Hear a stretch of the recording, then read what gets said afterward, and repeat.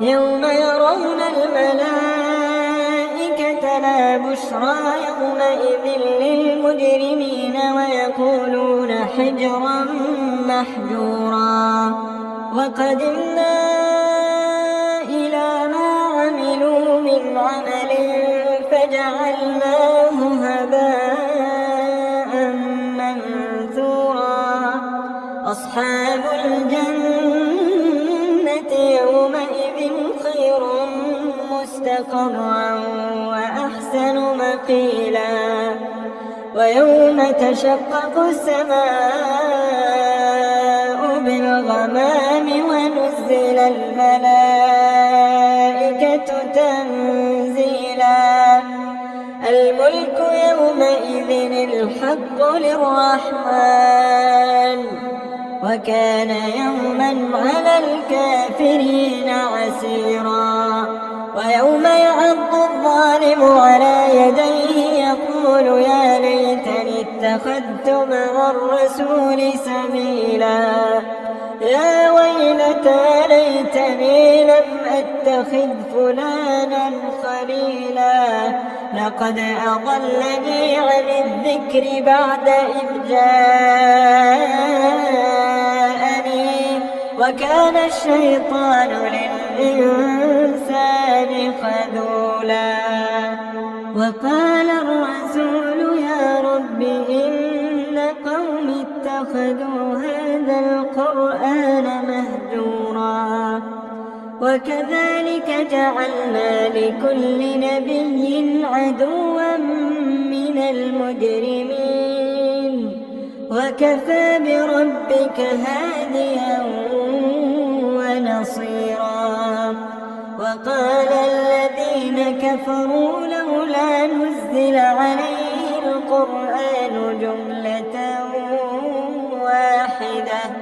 كذلك لنثبت به فؤادك ورتلناه ترتيلا ولا يأتونك بمثل إلا جئناك بالحق وأحسن تفسيرا الذين يحشرون على وجوههم إلى جهنم أولئك شر مكانا وأضل سبيلا ولقد آتينا موسى الكتاب وجعلنا معه أخاه هارون وزيرا فقلنا اذهبا إلى القوم الذين كذبوا بآياتنا فدمرناهم تدميرا وقوم نوح لما كذبوا الرسل أغرقناهم وجعلناهم للناس آية وأعتدنا للظالمين عذابا أليما وعادا وثمود وأصحاب الرس وقرونا بين ذلك كثيرا وكلا ضربنا له الأمثال وكلا تبرنا تتبيرا ولقد أتوا على القرية التي أمطرت مطر السوء أفلم يكونوا يرونها بل كانوا لا يرجون نشورا وإذا رأوك إن يتخذونك إلا هزوا أهذا الذي بعث الله رسولا إن كاد ليضلنا عن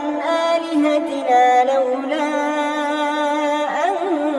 صبرنا عليها وسوف يعلمون حين يرون العذاب من أضل سبيلا أرأيت من اتخذ إلهه هواه أفأنت تكون عليه وكيلا أم تحسب أن أكثرهم يسمعون أو يعقلون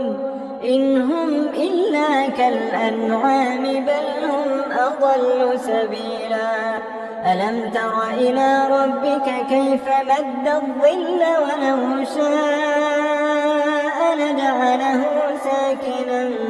ثم جعلنا الشمس عليه دليلا. لكن إذا كنت مسلم لا تنسى اللايك لنعرف عدد المسلمين في هذا المقطع، ولا تنسى الاشتراك في القناة ومشاركة الفيديو حتى يستفيد الجميع. إذا كنت مسلما ادعمنا بالإعجاب لمعرفة عدد المسلمين في هذا الفيديو. إذا كنت مسلما ادعمنا بالإعجاب لمعرفة عدد المسلمين في هذا الفيديو. إذا كنت مسلما ادعمنا بالإعجاب لمعرفة عدد المسلمين في هذا الفيديو.